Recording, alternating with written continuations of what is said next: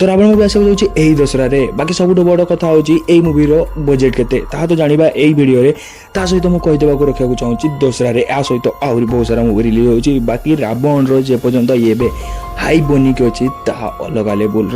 कहीं तार पोस्टर जो आसला ऑडियंस मैंने देखी भरपूर सपोर्ट करते बाकी छकी सुन देखा जाइए ऑडियंस मैंने तार पक्का ग्लिम्स ट्रेजर देखिकी आसुँच मुवी थिएटर रु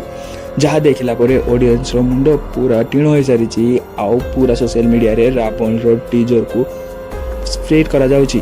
आउ जहाँ ऑडियंस माने इंटरनेट रु भी देखिकी तार फैन हो जाइछन्ती आउ छकी सुन मूवी देखा जाउछन्ती खाली रावण मूवी ट्रेलर देखिबा पई